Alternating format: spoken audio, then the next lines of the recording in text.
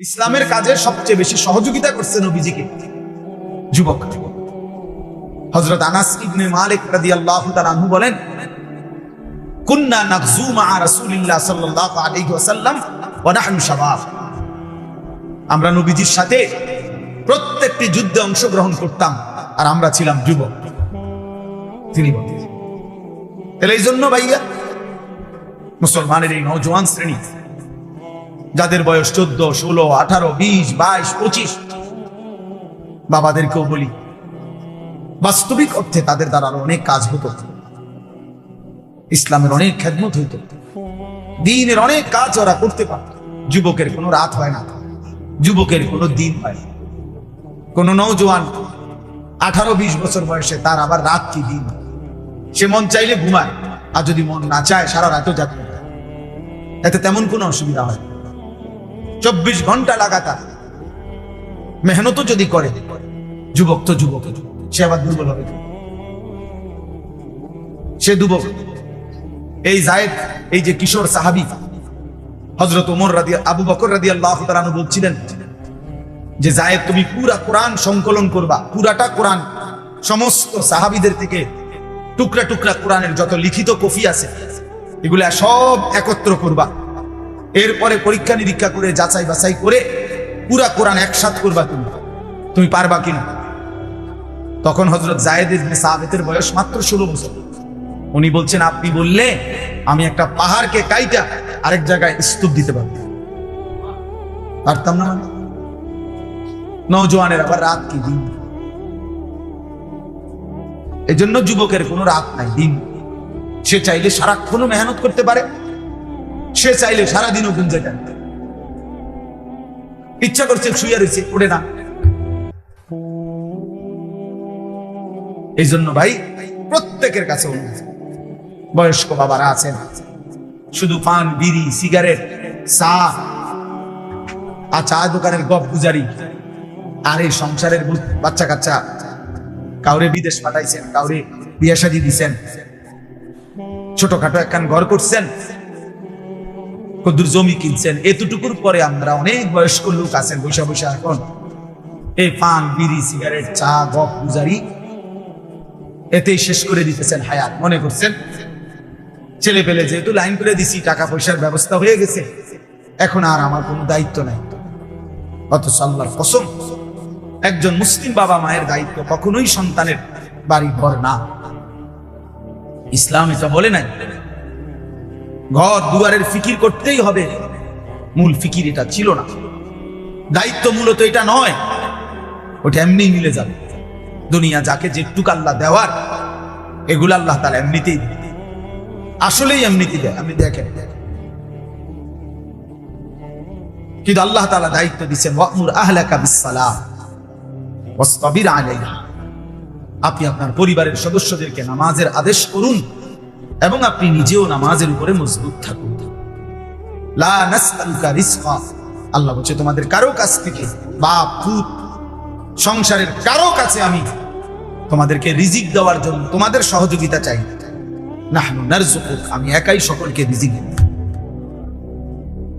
বাপ পুত দুইজনের ব্যবস্থাই আমি করতে পারবো, টেনশন করো না। বুড়া বয়সে না খাইয়া মরবেন না, বুড়া বয়সে না খাইয়া মরবেন, রিজিক শেষ করেই আপনি মরবেন।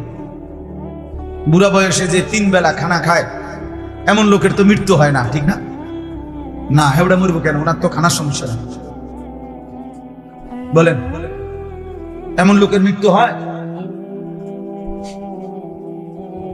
খাইস নোয়া খেললে শ্রোতা আসছে, এই শ্রোতার বাড়ি হলো নোয়াখালী। কোথাকার শ্রোতা কোথায় আসছে চিন্তা করছে? ও আমাদের মহব্বতের ভাই, ওই যে আব্দুর রহিম। আমার অনেক গুরুত্বপূর্ণ সফর, আমি আগামীকালকে বরগুনা, বরিশাল যাব 3-4 দিনের জন্য। কিন্তু শুধু এই আব্দুর রহিম এই মাহফিলের জন্য আজকে যাওয়ার, গতকাল যাওয়ার কথা, এই মাহফিলটার জন্য আমি পিছাইছি আমার এই সময়। ও আমার শায়েখ আল্লামা মুফতি মুশতাকুল নবী কাসিম হযরতকে ভীষণ মহব্বত করে, হযরতও তাকে মহব্বত করে। এই উদ্দেশ্যেই আমাদের আশা, আল্লাহ তাআলা আপনাদেরকেও কবুল করেন। তো ভাইয়া বললাম এটা জরুরি বুঝবে। আল্লাহ তাআলা বলছেন, বান্দা আমি রিজিকের ফিকির করব, তুমি নামাজের ফিকির। তোমারে আমি দায়িত্ব দিলাম যে তুমি তোমার পরিবারের সদস্যদেরকে নামাজের আদেশ করবে। আর আমরা এর উল্টাটা বলি, জি ফুতেরে যার যা দরকার হুজুর সব করে দিছি, অন যদি নামাজ রোজা না করে, আল্লাহ খোদা না মানে, আমি কি করি? এবার কয় আল্লাহ এটারই বলতে বলছে। তাহলে আল্লাহ বললো কি, আপনি কোন, আপনি কি বলেন? লম্বা ঘন্টার পর ঘন্টা বেফিকির, এটা ঠিক না। অফিস সামাই রিজকুকুম ওয়া মা তুআদুন, আল্লাহ বলছে তোমাদের প্রত্যেকের রিজিক আসমান, আরশের মালিকের হাতে।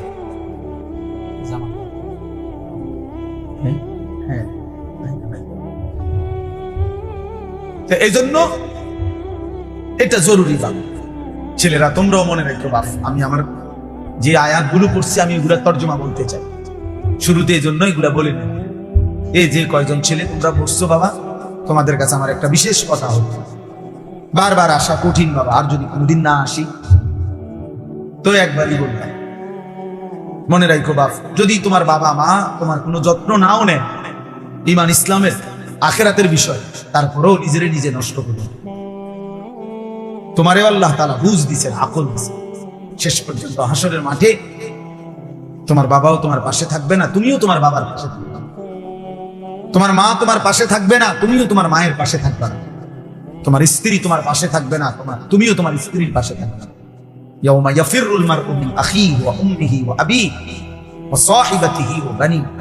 আল্লাহ বলছে সেদিন হাসরের দিন প্রত্যেক মানুষের ভাই তার থেকে পলায়ন করে, মা বাবা স্ত্রী সন্তান তার থেকে পলায়ন। লিকুল্লি ইমরিইন মিনহুম ইয়াউমাইদিন শা'নুন ইউগনি, প্রত্যেকেই নিজেকে নিয়ে ব্যস্ত হবে। ইয়া রাব্বি নাফসি নাফসি, আল্লাহ বলেন তোমাদের সকলকেই একজন একজন করে আমি আল্লাহর সামনে আসব। দলবল নিয়ে আইবেন, হবেন পীর মুরিদ নেতা কর্মী, হ্যাঁ জি না, পীর সাহেব আলাদা, মুরিদ সাহেব আলাদা, আলাদা, প্রত্যেকেই আলাদা আলাদা। কুল্লুহুম আতিহি ইয়াউমাল কিয়ামাতি ফারদান, কোরআন শরীফের আয়াত। সকলকেই আল্লাহর কাছে কিয়ামতের দিন আসতে হবে একজন একজন। কয়জন?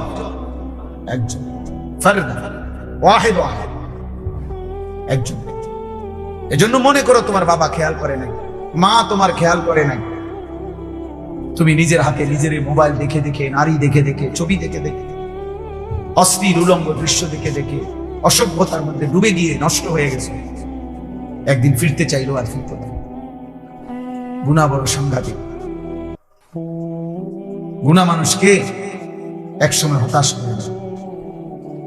কত মানুষ আছে এই হারাম প্রেম করতে করতে একটা সময় আত্মহত্যা করে। কালকে রাত্রে এক ছেলের সাথে আমি কথা বলছি, এই ছেলে বলতেছে, হুজুর আমি আত্মহত্যা করতে চাই। আস্তাগফিরুল্লাহ, তুমি কি করো? এই পরিমাণ জিনা এবং ব্যভিচার, হারাম এবং গুনাহের মধ্যে লিপ্ত যে এখন আর ভালো লাগতেছে না কিছু। অনেক সান্ত্বনা দিছি, দাওয়াত দিছি আমার মাদ্রাসায়, তুমি আইসো। অল্প বয়সী নওজোয়ান ছিল, এজন্য গুনাহ শেষ পর্যন্ত তোমারে হতাশ করে দিবে, অস্থির বানায় রাখবে। নারী ছবি, হারাম দৃশ্য, কসম আল্লাহর, আমরা কিতাবে বারবার পড়ছি, মানুষকে সুকুন দেয়, মানে স্থিরতা দেয়, তৃপ্তি দেয়, বরং তৃষ্ণা বাড়ায়, নেশা বাড়ায়, গুনার মাত্রা আরো বাড়ায়, কিন্তু শেষ পর্যন্ত তৃপ্ত হয়। এই জন্য এক গ্লাস পানিতে মানুষ তৃপ্ত হয়, এক সাগর মদ খেলেও নেশাখোর তৃপ্ত হয়। তুমি খবর নিয়ে একজন স্ত্রী, একজন মহিলা, একজন স্ত্রী দিয়ে একজন মানুষের 60 বছর চলে যায়, কিন্তু হারাম ছবি যে দেখে, হারাম নারীর দিকে যে আকর্ষণ, সারা পৃথিবীর নারী উলঙ্গ করে দেখলেও তার তৃপ্তি হয়, হারাম তৃপ্তি, সুকুন হয়। কোরআনের আয়াত ভাইয়া, আল্লাহ বলছে আমি প্রত্যেকটি পুরুষের জন্য তার দেহের অংশ থেকে আমি আল্লাহ কুদরতি ভাবে তার স্ত্রীকে সৃষ্টি করেছি। কেন? লিতাসকুনু ইলাইহা, যেন তার স্ত্রীর মাধ্যমে সে সুকুন, তৃপ্তি, প্রশান্তি পেতে পারে। এজন্য আল্লাহর কসম, এটা ব্যতীত, হালাল স্ত্রী ব্যতীত, হালাল এই সম্পর্ক ব্যতীত অন্য যেই কোনো রকমের পৃথিবীর সবচেয়ে সুন্দরী নারীও যদি হয়, সুকুন মিলবে না, প্রশান্তি মিলবে, স্বস্তি মিলবে না। আল্লাহর সাথে সুকুন, মনে রাখেন, প্রত্যেক মানুষের হৃদয়ের প্রশান্তি, চোখের ঘুম, মানুষের তৃপ্তি আল্লাহর পক্ষ থেকে আসে। আর হারামের মাধ্যমে, আল্লাহর অবাধ্যতার মাধ্যমে এটা হয়। এমনি মনে হয় আর কি সে হাসে, নর্তকী নাচে, মনে হয় সিনেমার নর্তকী কত রঙে আছে, কত খুশিতে আছে। না ভাইয়া, ওদের ব্যক্তি জীবন বড় অন্ধকার জীবন, ওদের একাকী জীবন বড় অন্ধকার জীবন। বাইরের এই হাসি এ তো টাকার বিনিময়, বাইরের এই সাজগোজ এ তো টাকার বিনিময়। তার এই হাসির মধ্যেও টাকা, তার এই নাচের মধ্যেও টাকা, তার এই পোশাকের মধ্যেও টাকা, তার এই অশ্লীল অঙ্গভঙ্গির মধ্যেও কি এ তো উপার্জনের জন্য হাসি। কিন্তু একাকী জীবন বড় কঠিন, একাকী জীবন বড় দুঃসহ। তো সিনেমার নায়িকা আত্মহত্যা করে কেন? তার কি সুখের অভাব? আত্মহত্যা করে কেন? তার তো টাকার অভাব ছিল। আমি তো দেখছি 400 কোটি টাকার মালিক অধরে বাচ্চার মতো, 1-2 টাকা 400 কোটি টাকার মালিক, অজরে কাঁদে, অজরে। ব্যক্তি জীবন বড় কঠিন, একাকী জীবন বড়, রাত গভীরের একাকী জীবন দুঃসহ। এজন্য সব ছেলে মনে রাখে, কষ্ট পাই। আল্লাহকে যারা ডাকো না, যারা নামাজ পড়ো না, একটা সেজদা দিতে মন চায় না, নাফরমান, মনে রাখবে সুখ মিলবে। জাহান্নাম তো মিলবেই, দুনিয়াও সুখ মিলবে। এই রং তামাশার এখন কেউ বলে না, কেউ ডাকে না, কেউ ফিরাচ্ছে না। তুমি তাংফাং করতে আসো, বেশি দিন থাকবে, বেশি দিন, খুব দ্রুত রাত চলে যায়। আমরা যেমন আমরা দৌড়ে যাইও মনে হয় যেন মাগরিব ধরতেছি, এমন সমস্যা। হায়াতের কত সময় এই রাস্তায় রাস্তায় জ্যামে, গাড়ি ঘোড়ার জ্যামে, রাস্তা ভাঙ্গা, সব মিলাইয়া জিন্দেগি কত মহামূল্যবান সময় রাস্তায় রাস্তায় কি হয়ে যায়, শেষ হয়ে। এজন্য খুব দ্রুত হায়াত শেষ হয়। আর এখন আখিরি জামান, নবীজি বলছেন ইয়াতাকারাবুজ জামান, কিয়ামতের পূর্বে সময় কাছাকাছি হয়ে যাবে। বছর মনে হবে 1 মাসের মতো, 1 মাস মনে হবে 1 সপ্তাহের মতো, 1 সপ্তাহ মনে হবে 1 দিনের, 1 দিন মনে হবে ঘন্টার। এজন্য তুমি এমন সুন্দর হায়াত, কিশোর বয়স, যৌবন বয়স নষ্ট করো। আর বয়স্কদেরকে বলি, বাবা, আল্লাহ তাআলা যাকে একটু হায়াত বেশি দিয়েছেন, তাকে আল্লাহ দয়া করে হায়াত দিয়েছেন। কোরআনে আল্লাহ বলছেন, আমি মানুষকে সকলকেই, কোরআনের মধ্যে সূরা গাফির এই সূরার মধ্যে আছে, আমি সকলকেই বৃদ্ধ পর্যন্ত পৌঁছাই না। বুঝেন নাই কথা? এই পৃথিবীতে যে জন্ম নেয় সেই বৃদ্ধ পর্যন্ত পৌঁছা, এরপরে মরে না। এই কথাটা তুমি তোমার দাদারে বুড়া দেখছো, ঠিক আছে, তাই বলে তুমি বৃদ্ধ হবা এটা ভেবো না। তুমি তোমার চাচারে বৃদ্ধ দেখছো, ঠিক আছে, কিন্তু তাই বলে তুমিও বৃদ্ধ হবা এটা ভেবো না। আল্লাহ তাআলা বলেন, আমি সবাইকে বৃদ্ধ পর্যন্ত পৌঁছাই না। আমিনকুম মান ইউতাওয়াফা মিন ক্বাবল, আমি অনেককেই এই চলমান ধারায়, শিশু, কৈশোর, শৈশব, যৌবন, এরই মধ্যেই অনেককে মৃত্যু দিয়ে দিই। সব ফুল আম হয় না, মুকুল ঝরে যায়। ছোট ছোট আমগুলো সবগুলো বড় হয় না, বড় বড় আমগুলো সবগুলো পাকে না, ঝরে যায় বেশি, শেষ পর্যন্ত টিকে থাকে অল্প। কিন্তু প্রথম যে সময় মুকুল বই বাইরই ছিল যে পরিমাণ, ওই পরিমাণ যদি আম একদম পাকতো কি অবস্থা হইত? বুঝেন নাই কথা? এটা বুজুর্গানি দিন নসিহত করছেন যে হে যুবক, তুমি ভেবো না তুমি বৃদ্ধ হবে আবার সময় মিলবে না। রাস্তার একটা অ্যাক্সিডেন্ট তোমার কবরে পৌঁছায়, মোটর সাইকেলের একটা অ্যাক্সিডেন্ট তোমার কণিকের মধ্যে কবরে পৌঁছায়, সামান্য থেকে সামান্য কোনো দুর্ঘটনা মালিকের ফয়সালায় তোমার কবরে পৌঁছায়। এজন্য বেঁচে থাকাই অনিশ্চিত, মরে যাবো এটাই নিশ্চিত। হয় এখন নয়তো তখন, হয় আজ নয়তো কাল, এই ঘন্টায় নয়তো পরের কোন ঘন্টায়। হযরত ওমর রাদিয়াল্লাহু তাআলা আনহু বলতেন, আমরা কিতাবে পড়ছি, উনি বলতেন শোনো, প্রতিদিন ঘোষণা হয় মাতা ফুলান মাতা ফুলান, আজ অমুকের মৃত্যু হলো, আজ অমুকের মৃত্যু হলো। ওয়ালা বুদ্দা মিন ইয়াউমিন ইউকালু মাতা ওমর, শোনো একদিন এমন ঘোষণা হবে যে আজ ওমরের মৃত্যু হলো। এই ঘোষণাও হবে একদিন। এই ঘোষণা যে মুয়াজ্জিন গত 10 বছর মৃত মানুষের ঘোষণা করছে, একদিন তার নামটাও ঘোষণা, একদিন তার নামটাই অন্য কেউ বলবে অমুক মসজিদের মুয়াজ্জিন সাহেব মারা গেছে। যে ইমাম সাহেব গত 30 বছর জানাজা পড়াইছে, একদিন অন্য কেউ ওই ইমাম সাহেবের জানাজাও। আমার আব্বা 43 বছর এক মসজিদে ইমামতি করছে, কত মানুষের জানাজা পড়েছে, তো সেই বাবার জানাজাও হয়েছে, অন্য কেউ আমার বড় ভাই পড়েছে। এজন্য খামখেয়ালি করো না বাপ। কেন এই একটা মোবাইল দেখতে দেখতে নষ্ট হয়ে যায় না? কেন অপরিচিত নারী দেখে দেখে নিজের শেষ করে দেয়? ওই নারী তো রাস্তার নারী, বেহায়া বেপর্দা নারী। আপনারা যারা আছেন উপার্জন করেন, আপনি কেন হারাম খাচ্ছেন? এই পৃথিবীর কোন হারাম করো তো তার পরিবারের সব চাহিদা পূরণ করতে পারে না, আপনি পারবেন না। কেন সুদ খান? কেন কিস্তি নেন? কেন হারাম খান? ওজনে কম দেন, মিথ্যা বলেন, বাটপারি করেন, অবৈধ উপার্জন করেন, বলেন হারাম করেন। কই এই পর্যন্ত একটা নাফরমানের, একটা হারাম খোরের প্রমাণ দেখান পৃথিবীতে যে উনি ওনার জীবনের সব চাহিদা পূরণ করে গেছে? আছে কোথাও কেউ? আমরা তো সারা পৃথিবীর ইতিহাস আলহামদুলিল্লাহ বারবার পড়ছি।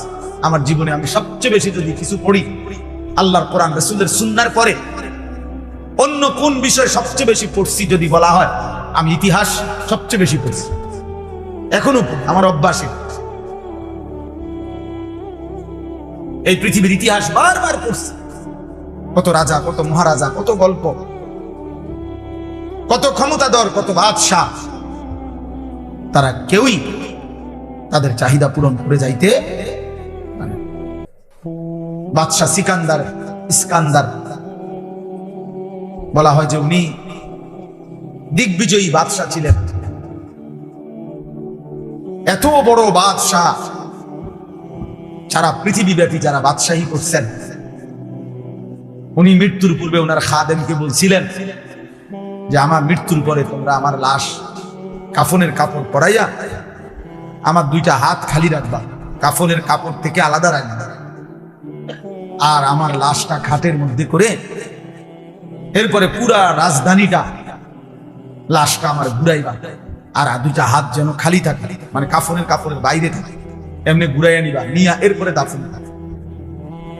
তো লোকেরা দেখছে ওনারে এভাবে ঘুরাইয়া নিছে। তো ওই জামানার যারা বুজুর্গ আল্লাহর প্রিয় বান্দারা ছিলেন, তারা চিৎকার দিয়া অঝরে তখন এই দৃশ্য দেখে কাঁদতে শুরু করছে। তো লোকেরা জিজ্ঞাসা করছে, হুজুর আপনারা কাঁদেন কেন?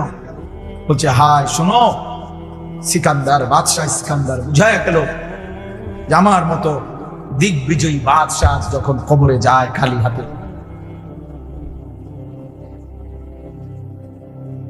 খালি হাতে যাচ্ছে কবরে, এই জন্যই উনি তোমাকে দেখানোর জন্য এই ঘটনাটা করছে। বলছে যে এত বড় বাদশাহ তুমি খালি হাতে যায়, তা আমি আর তুমি কি নিয়ে? হ্যাঁ, এজন্য প্রত্যেকেই নিজেকে নিয়ে ভাবে, নিজেকে নিয়ে ভাবে। শুধু শুধু শুধু শুধু চা দোকানে বসে বসে এই মানুষের বদনাম, মানুষের বদনাম, মানুষের বদনাম, মানুষের বদনাম, এরপরে আইসা ভাত খায়, নিজের ঘরে ঘুমায়। এটা ইমানদারের জীবন না, এটা সুস্থ স্বাভাবিক মানুষের জীবন। আল্লাহ তাআলা আমাদের জন্য শ্রেষ্ঠতম 4টা দৌলত আল্লাহ আমাদেরকে দিয়েছেন, 4টা নিয়ামত আল্লাহ আমাদেরকে এমন দিয়েছেন। এই 4টি জিনিস যদি কারো কাছে থাকে, খোদার কসম সে পথভ্রষ্ট হইতে পারে না, সে পথ হারা হইতে পারে না। সেই 4টা জিনিস কি? 1 নাম্বার আল্লাহ আমার রব, 2 নাম্বার মুহাম্মদ সাল্লাল্লাহু আলাইহি সাল্লাম আমার রাসূল, 3 নাম্বার কোরআন আমার কিতাব, 4 নাম্বার ইসলাম আমার ধর্ম। এই 4টি নিয়ামত আল্লাহ যার রব, মুহাম্মদ সাল্লাল্লাহু আলাইহি সাল্লাম যার রাসূল, কোরআন যার কিতাব, ইসলাম যার ধর্ম, সে পথভ্রষ্ট হবে। সে জাহান্নামী হবে কেন? সে দুশ্চরিত্র হবে কেন? সে লম্পট হবে কেন? সে চরিত্রহীন হবে কেন? বলে তাহলে আমরা যারা কমপক্ষে এখানে বসছি, আমরা কি এটা বুঝি না যে আমাদের এই 4টা নিয়ামত আল্লাহ দিয়েছেন?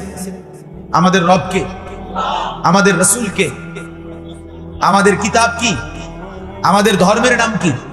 তাইলে পথ হারাবে, নাফরমান হবে কেন? আল্লাহর অবাধ্য হবে কেন? আল্লাহ তো আমাদেরকে শ্রেষ্ঠ, আল্লাহ সর্বশ্রেষ্ঠ, মুহাম্মদ সাল্লাল্লাহু আলাইহি সাল্লাম তিনিও সর্বশ্রেষ্ঠ, কোরআন এটাও সর্বশ্রেষ্ঠ, ইসলাম এটাও সর্বশ্রেষ্ঠ, আমরাও সর্বশ্রেষ্ঠ উম্মত। তাহলে উম্মত যেমন খাইরে উম্মত, সর্বশ্রেষ্ঠ উম্মত, উম্মতকে নিয়ামতও দিছে সর্বশ্রেষ্ঠ নিয়ামত। সবই তো 100 দিছিল আমাদের, আমরা ছেড়ে দিলাম কোরআন। বুড়া মিয়া, বুড়া মানুষ, সকালটা না হইতে সাদওয়ানে দুলবারে খবর হইতো, খবর শুনল, দেশের খবর, সিএনজি উল্টেছে, বাস কাইপিয়ে গেছে, অমখানে মারামারি হয়েছে, তমখানে আগুন লাগছে। তো আপনি জানান আগুন লাগছে, খবর তো পাইলেন, এখন কি আগুন নিবান? কথা বুঝেন না? চিটাগাঙে একটা সিএনজি উল্টাইয়া গেছে, আপনি ধরতেন না? সিএনজিটা আপনি আলগি দিয়ে ধরেন গিয়া, আপনি না খবর শুনলেন? বলেন, এই খবরের জন্য ব্যস্ত, অথচ খবর শুনে আপনি কি করলেন? কিন্তু আপনার আখিরাতের খবর, আপনি যে ওযু করেন এই ওযু ঠিক মতো হয় কিনা, আপনার ফরজ গোসল ঠিক মতো আদায় হয় কিনা, আপনার রুকু, আপনার সেজদা, আপনার সূরা, আপনার কিরাত, আত্তাহিয়াতু ঠিক মতো পড়তে পারেন না, দুরূদ শরীফ ঠিক মতো শুদ্ধ বলতে পারেন না, দোয়ায়ে মাসুরা শুদ্ধ বলতে পারেন না, সুবহানাকাল্লাহুম্মা এটা ঠিক মতো বলতে পারেন না, রুকুর তাসবিহ, সেজদার তাসবিহ এগুলোও শুদ্ধ বলতে পারেন না। অসংখ্য মুসলমান, লাখ লাখ মুসলমান এত ভুল, এত অশুদ্ধ নিয়ে বাবা নাম্বার মিলবে কি? আখিরাত কেমনে মিলবে? আল্লাহর কসম বলি, কোরআনে আল্লাহ বলছে, কোন আমল অশুদ্ধ হলে, ভুল হলে, খোদার কসম এই আমল আল্লাহ কবুল করে না। যার সূরা কেরাত অশুদ্ধ, তার নামাজ হয় না, হয় না, হয় না। আমি বললাম, বুড়া মিয়া তুমি 90 বছর পড়ো, আপনি 90 বছর আপনার নামাজ হবে না। আমার নাম আনিসুর রহমান, আমি বলবো মস্কারি পাইছেন ইসলাম? হ্যাঁ, আপনার মন মতো সোনাবিলাজিম সোনাবিলাজিম সোনাবিলাজিম, আর আপনার ফেরেশতা নেকি দিয়া ফুলে আপনি তামসা পাইছেন? ইসলাম তামসা মানে? হ্যাঁ, আপনার কাছে ঠেকে গেছে ইসলাম। জান্নাতের লোক অভাব পড়ে গেছে, জান্নাতের যেমন আত্মা ধরে হইলো জান্নাতে নিতে। তাহলে আপনি এগুলো কি করেন? এগুলো কি করেন? আতাইতুলিল্লাহ সাল্লাল্লাহু আলাইহি ওয়া সাল্লাম আলাইকুম নবী রাহমাতুল্লাহি ওয়া সাল্লামু আলাইহি ওয়া আলিহি ওয়া সাল্লাম শুকরান আলহামদুলিল্লাহ রাসূলুল্লাহ সাল্লাল্লাহু আলাইহি ওয়া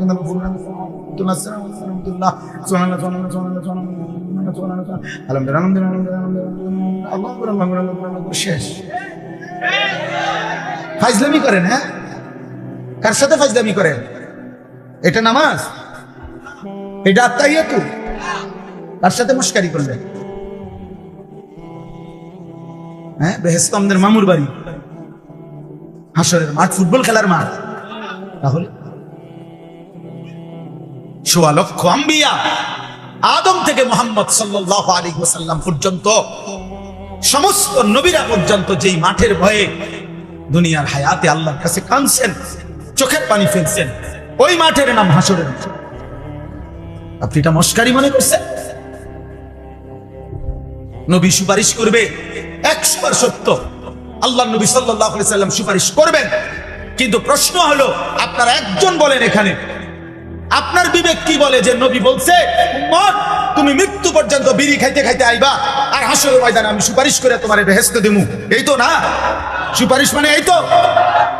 নবী বলছে উম্মত তুমি মৃত্যু পর্যন্ত সুদ খাইবা, কিস্তি লইবা, তোমার কিস্তি তোমার মরার পরে তোমার ফুদাইতে শোধ করব, তোমার সুদের টাকা তারা শোধ করব, তুমি শুধু কবরে আসবা, আমি নবী সুপারিশ করে বেহেশত দিয়ে দেব। এই তো নবী বলছে নাকি? সুপারিশের মানে এই? আপনি দেখুন, সুপারিশ করবে নবী তো মানে কি আপনি বলেন? এটার কোনো নিয়ম কানুন নাই, এটার কোনো কাগজপত্র নাই, কোনো সিস্টেম নাই না? আপনারে বলছে মৃত্যু পর্যন্ত আপনি বাটফারি করতে থাকেন, আপনি চুরি করেন, আপনি ওজনে কম দেন, আপনার মৃত্যু পর্যন্ত আপনার ঘরে টেলিভিশন চলুক, মৌত পর্যন্ত আপনার বউ বেপরদা, আপনার ফুতের বউ বেপরদা, আপনার ছেলেও ফজর পড়ে না, মেয়েও ফজরের নামাজ পড়ে না, ঘরের একটা নাফরমানও ফজরের নামাজ পড়ে না। আরে নাফরমান এই অবস্থায় কবরে গিয়া মুক্তি মিলবে কিভাবে? সুপারিশ কি মামুর বাড়ি? হ্যাঁ, হাউজে কাউসারের ফানি নাকি সাফ কলের ফানি? জ্ঞান সিপ দিলে ফানি আইয়ে দাও, এটার কোনো নিয়ম নাই। হাউজে কাউসার আপনার মামার বাড়ি, আপনি গেলেই আপনারা পানি দিয়ে দিবে। হ্যাঁ, কেউ আমল নামা দেখবে না? বলে ইকরা কিতাবাক, রব্বুল আলামিন বলবে বান্দা নিজের আমল নামা তুমি পড়ো, আগে পড়ো। কাফা বিনাফসিকাল ইয়াউমা আলাইকা হাসিবা, আল্লাহ বলে তোমার হিসাবের জন্য তুমি যথেষ্ট, হিসাব করো, তুমি ফয়সালা করো বান্দা নেকি কেমন গুনাহ কেমন, মিথ্যা বলেছো কয়টা, সত্য বলেছো কয়টা, যোগ বিয়োগ করো। তোমার বেহেশত না দোজখ তুমি তো বুঝবা, হিসাব লাগাও। লা ইউগাদিরু সগীরাতান ওয়ালা কাবীরাতান ইল্লা আহসাহা, হাসরের ময়দানে নাফরমান বলবে রব্বুল আলামিন আমার আমলনামার মধ্যে আমার জীবনের ছোট কিংবা বড় এক বিন্দু তো বাদ যায় নাই, সব তো লেখা আছে। আল্লাহ বলবেন আমি তো আগেই বলছিলাম লেখা হচ্ছে, আমাদেরকে আল্লাহ শুনায় নাই? কথা বলেন না কেন? আমাদের জিন্দেগির জাররা জাররা বিন্দু বিন্দু লেখা হচ্ছে, এটা বলছে কিনা? তাইলে ওমা ইয়াযুরু আর রাব্বিকা মিন মিসকালি যাররাহ, আল্লাহ বলে তোমাদের জীবনের এক জাররা বিন্দু আল্লাহর থেকে আড়াল না। আল্লাহ দেখে না কখন? আল্লাহ দেখে না কখন? আল্লাহ ঘুমায় কখন? আল্লাহ বিশ্রাম করে কখন? অবসর নেয় কখন? ভুলে যায় কখন? হারিয়ে ফেলে কখন? আয়াহসাবু আল্লান ইয়াকদির আলাইহি আহাদ, আল্লাহ বলে বান্দা তুমি কি ভেবেছো তোমার উপরে কারো কোনো ক্ষমতা নাই? কি ভেবেছেন? আয়াহসাবু আল্লাম ইয়ারাহু আহাদ, আল্লাহ বলে তুমি কি ভেবেছো বান্দা তোমাকে কেউ দেখে না? কি দেখে না? আলাম ইয়ালাম বিআন্নাল্লাহা ইয়ারা, আল্লাহ বলে সে কি জানে না যে তাকে আল্লাহ সারাক্ষণ দেখে? কতক্ষণ? কতক্ষণ? আল্লাযী ইয়ারাকা হিনা তাকুম, আল্লাহ বলে নবী আপনি যখন নামাজে দাঁড়ান, পুরা নামাজে বন্ধু আমি আপনার চেহারার দিকে আপনার দিকে তাকিয়েই থাকি। বান্দা যখন নামাজ পড়ে সিজদা দেয় রব তার দিকে তাকিয়েই থাকে, তাকিয়েই থাকে। এজন্য বাপ বুঝতে শিখে, ভাবতে শিখেন, ভাবতে শিখে, খামখেয়ালি করে, খামখেয়ালি করে। দুনিয়া হয় আমার লগে আমি পারলাম না, আমার লগে আপনি পারছেন না, কিন্তু রাত সবারই ভোর হয়ে যাবে, মজলুমেরও জালেমেরও, ঠিক না?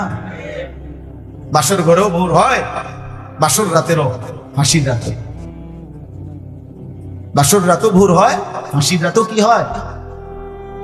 তাহাজ্জুদের যে রাত কাটায় তার রাতও ভোর হয়, মদের আড্ডায়, জুয়ার আড্ডায়, নারীর আড্ডায় যে রাত কাটায় তারও তো ভোর হয়। কোন রাত থেমে থাকে না,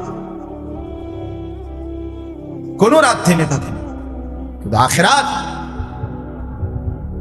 একবারই, আর ফিরবে না। আল্লাহ আমাদেরকে হেফাজত করে।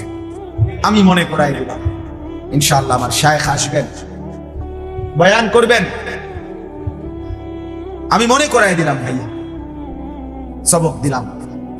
আখিরাত ভুলে গেলে চলবে না যুবক, আখিরাত ভুলে গেলে চলবে না বাবা। বয়স্ক মুরব্বী ছেলের হিসাব দিয়েন না, বিল্ডিং এর হিসাব দেখাইয়েন না, ঘর দুয়ার জায়গা জমির হিসাব করবেন না, সেজদার হিসাব বলেন।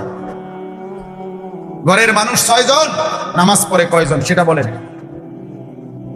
আপনার ফ্যামিলিতে যে 6 জন আল্লাহর কোরআন সহি শুদ্ধ পড়তে পারে কয়জন সেটা বলেন। ঘরের মহিলা 4 জন, পর্দা করে কয়জন ওরে বলেন। বেপর্দা বেহায়া নারী, আল্লাহর কসম, নবীর হাদিস শুনেন, নবীজি সাল্লাল্লাহু আলাইহি সাল্লাম বলেন, যে নারী শুধু তার সেন্ট বা আতর সুঘ্রাণওয়ালা, অর্থাৎ যেটা হাঁটতে গেলে অন্য পুরুষের নাকে লাগে এমন গ্রানওয়ালা সেন্ট দিয়া হাঁটছে, কসম আল্লাহর নবী বলছে ওই শুধু এই সুগন্ধ সেন্ট যে পুরুষের নাকে লাগলো, এই নারী জানিয়া, ব্যভিচারী নারী, ব্যভিচারী নারী, ব্যভিচারী নারী, এই নারীও ব্যভিচারী। শুধু এই পুরুষের নাকে তোমার সুঘ্রাণ লাগাইলা কেন?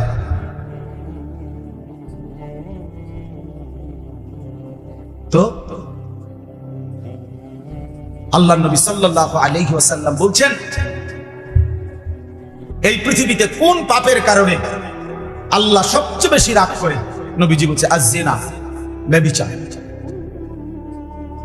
পুরুষ কিংবা নারী যখন ব্যভিচার করে, জিনা করে, আল্লাহ সবচেয়ে বেশি গুসা।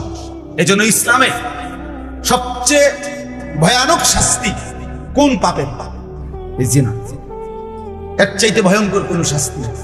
বিবাহিত নারী, বিবাহিত পুরুষ যদি হয়, পরকিয়া হারাম, স্বামী আছে কিন্তু অন্য পুরুষের সাথে সম্পর্ক, স্ত্রী আছে কিন্তু অন্য মহিলার সাথে সম্পর্ক, এরকম পুরুষ বা নারী বিবাহিত যদি জিনা করে, ইসলামের শাস্তি হলো পাথর মেরে তারা হত্যা করে।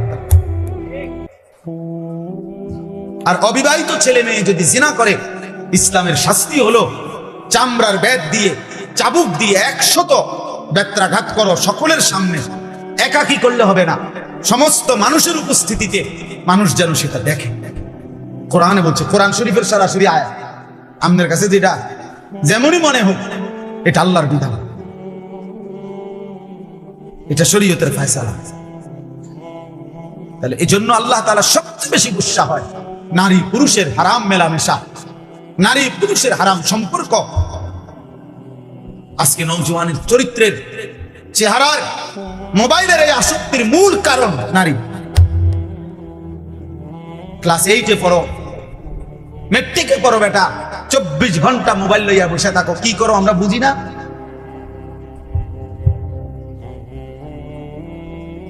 আমরা বুঝি না? চুলের এই পেখম, চুলের এই ফ্যাশন কার জন্য করছো? আমরা বুঝি না? জামার আর এই প্যান্টের এই ফ্যাশন কাকে দেখাচ্ছ?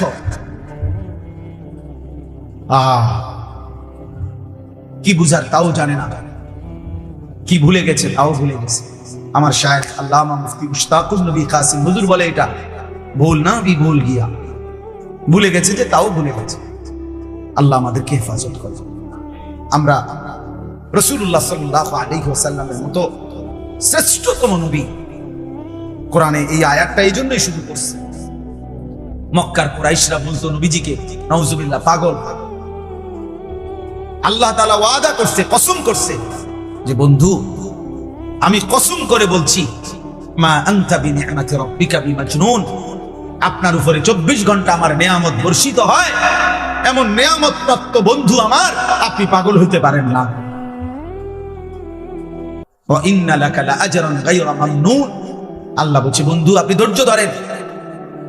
আপনাকে যে যত মন্দ বলে, প্রত্যেকটা মন্দের জবাবে আমি আপনাকে হিসাব ছাড়া অফুরন্ত পুরস্কার প্রতিদান দিতেই থাকবে। এরপরে আল্লাহ বলছেন, এই আমার শেষ কথা শোনো দিব, ওয়া ইন্নাকা লাআলা খুলুকিন আযীম। আল্লাহ বলছে, বন্ধু আপনি পৃথিবীবাসীর সামনে আমি আল্লাহ আপনার ব্যাপারে চ্যালেঞ্জ করলাম, আপনাকে আমি আল্লাহই সুমহান সর্বোচ্চ উত্তম চরিত্রে দিয়ে সাজিয়েছি, পাঠিয়েছি। এবার আমি আল্লাহ পৃথিবীবাসীকে চ্যালেঞ্জ করছি যে তোমরা যে আমার বন্ধুকে যে যাই বলছো, আমি আল্লাহ চ্যালেঞ্জ করলাম, যদি হিম্মত হয় তোমরা আমার রাসূলের ৬৩ বছরের জীবনে একটা সেকেন্ডের উপরে তোমরা দেখো, পরীক্ষা করো, ১ সেকেন্ডের উপরে একটা লাল কালির দাগ বসানো যায় কিনা। গত ১৪৫০ বছরে এই পৃথিবীর কেউ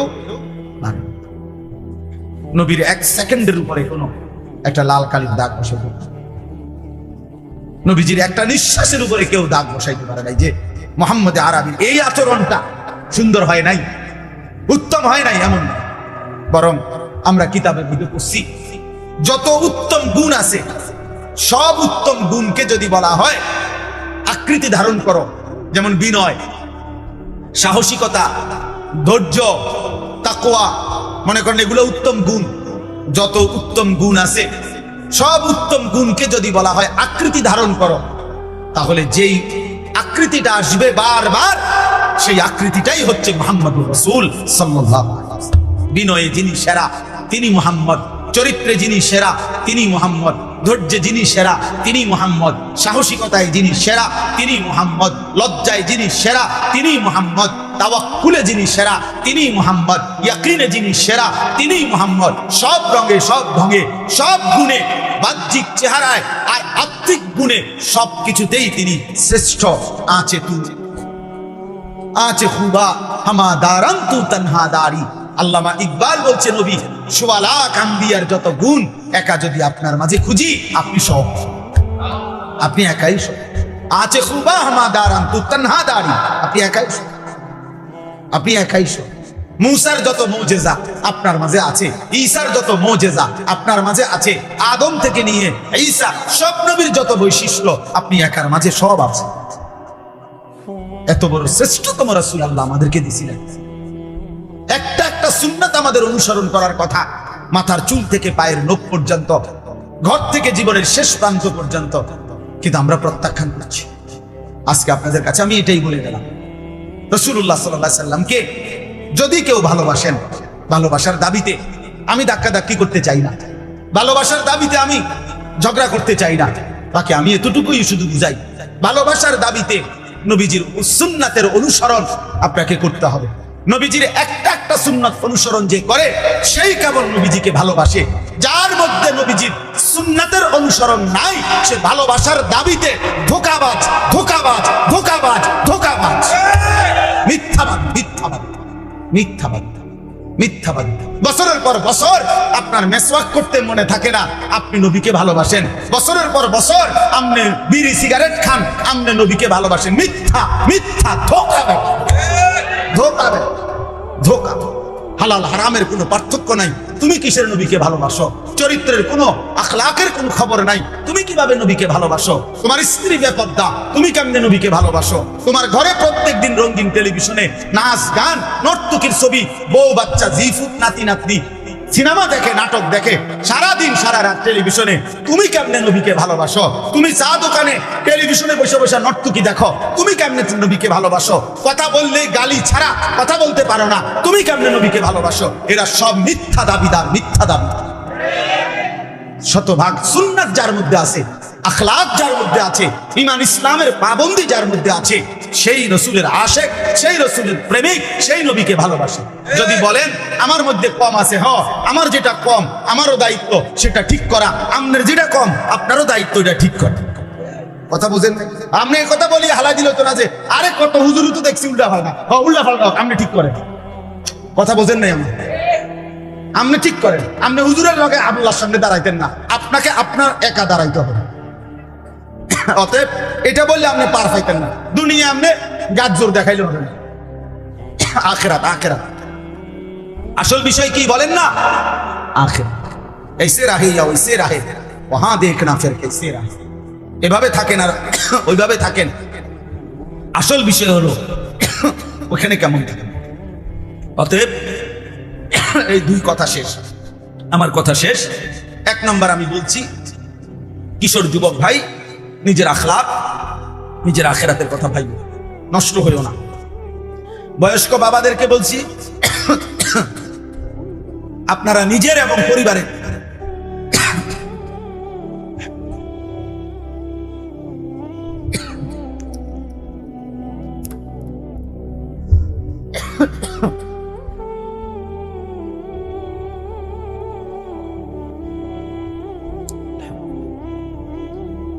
নিজের এবং স্ত্রী সন্তানের ব্যাপারে ঈমান, আমল, নামাজ, আখিরাতের ফিকির করুন, বলেন ইনশাআল্লাহ।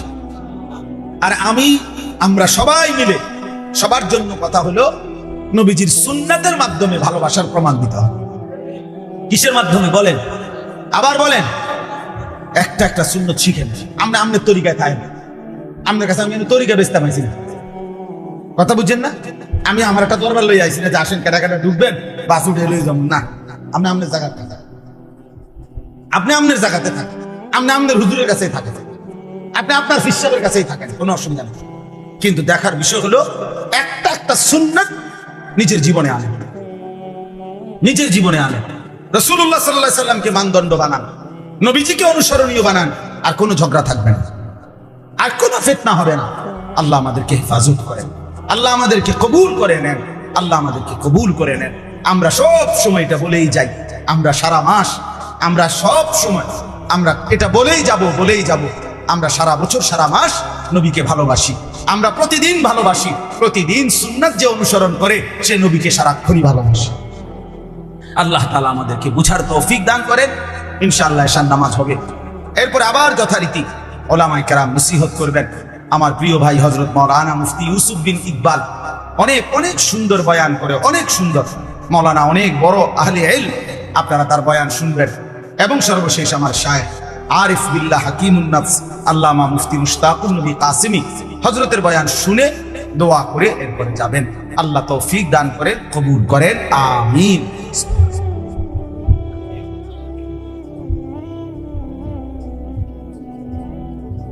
সকলে আপনার খাতার মধ্যে ফেলে এখানে ইনশাআল্লাহ আশরা জামাত হবে।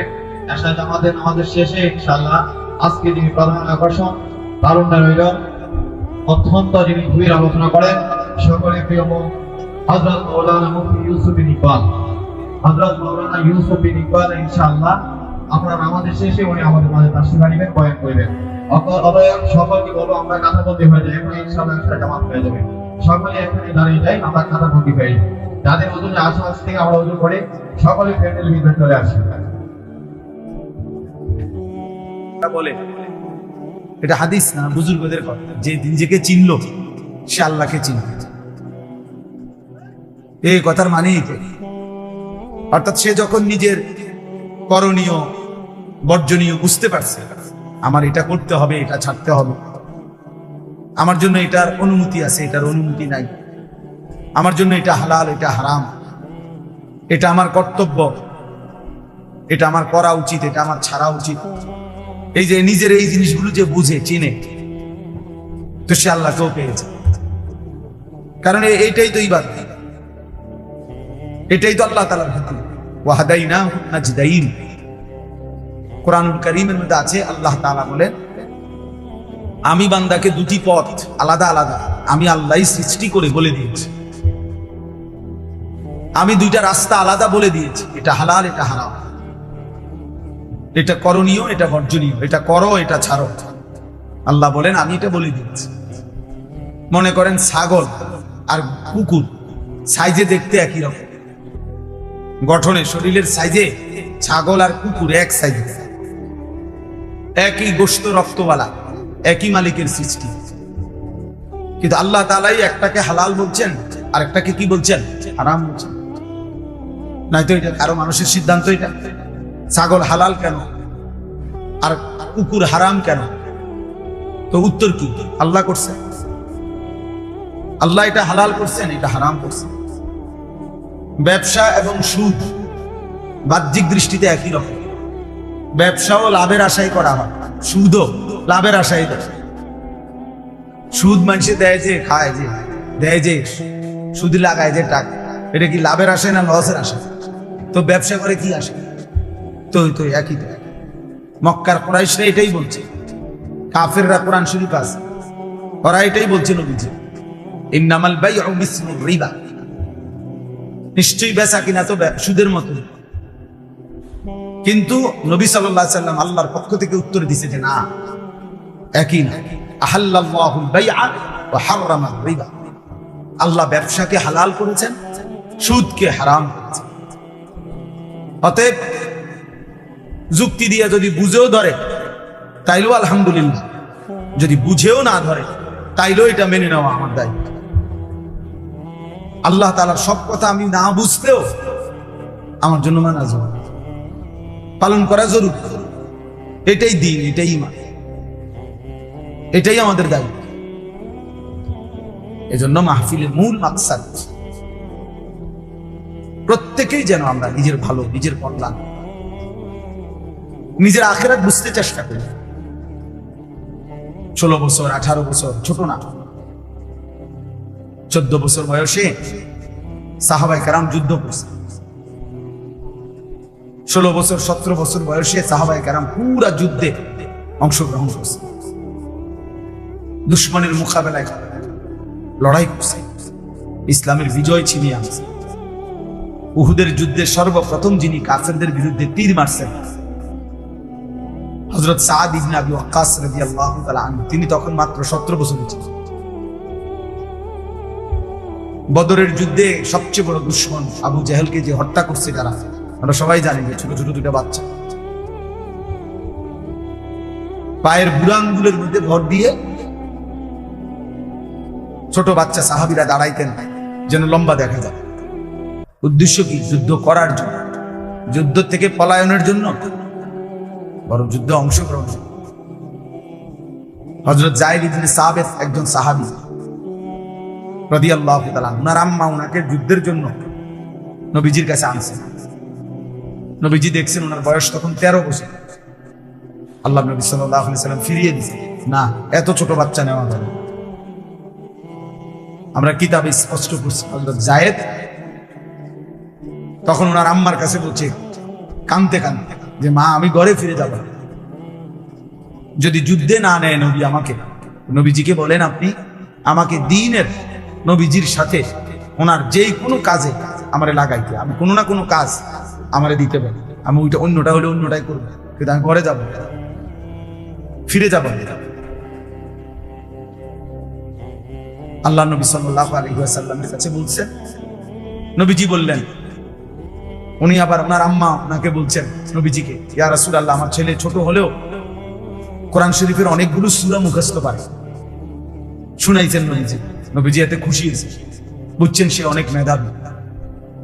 তখন আল্লাহ নবী সাল্লাল্লাহু আলাইহি সাল্লাম বললেন, মক্কার এই সীমানার পরে আরবের অন্যান্য অঞ্চলে কিছুটা ভিন্ন ভিন্ন ভাষা আছে, মূল আরবি ছাড়াও তুমি এই ভাষাগুলো শিখে আসো, এরপরে তোমারই দিয়ে আমি এই দুভাষীর কাজ করাবো এবং আরো অন্যান্য কাজ করাবো। উনি ঠিকই দূর দূরান্ত অঞ্চলে গিয়ে লম্বা সময় থেকে আরবি ছাড়াও আরো একাধিক ভাষা শিখছে। নবীজির কাছে আসছেন, পরবর্তী জীবন নবীজির ইন্তেকাল পর্যন্ত আল্লাহ নবী সাল্লাল্লাহু আলাইহি সাল্লাম ওনাকে দিয়ে দুইটা কাজ করাইছেন। এক, কোরআন শরীফ নাজিল হলে সর্বপ্রথম যিনি কোরআন শরীফ নবীজির লিখতেন উনি এই সাহাবী, এই ছোট মিয়া। আর ওই অন্যান্য দূর দূরান্তের অঞ্চল থেকে যদি কোনো মানুষ আসতো, তো তাদের কথা ট্রান্সলেট করা, তাদের কি বলছে এই কথাটা বুঝাইয়া বলা, আবার নবীজিরটা হেকো কাছে বুঝাইয়া বলা, এই দুভাষীর দায়িত্বটা এই সাহাবীকে দিয়ে আল্লাহ নবী করেন। তাইলে দেখেন ছোট ছোট্ট সাহাবী কিন্তু হিম্মত করছে, ইসলামের কত বড় খেদমত আল্লাহ তাআলা ওনার কাছ থেকে দিয়েছে। এজন্য আজকে নওজোয়ান ছেলেরা, তোমরা বাবা মাও গাফেল, সন্তানরাও গাফেল। বাপ মাও মনে করে 16 বছর 18 বছর এখনো ছোট,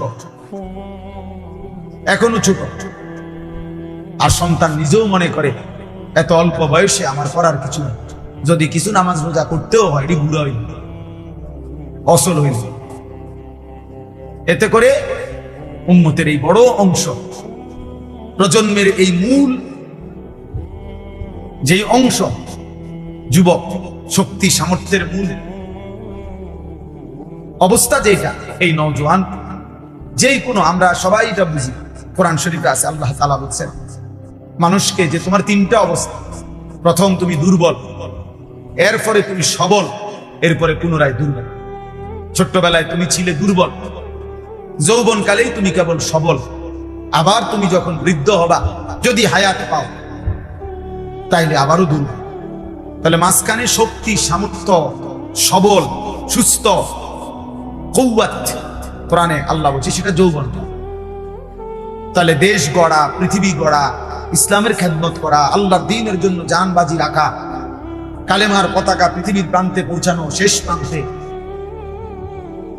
মজলুমের পক্ষে লড়া, জালেমের বিরুদ্ধে রুখে দাঁড়ানো, ইসলামের জন্য যত ত্যাগ, কুরবানি সবকিছু করতে হবে এই যৌবন। এই সময়টাই মূলত করার মৌসুম ছিল পৃথিবী গড়বার। আমরা কিতাবে বারবার পড়ছি আল্লাযীনা নাসারুর রাসূল সাল্লাল্লাহু আলাইহি ওয়াসাল্লাম ওয়া হুম শাবাব।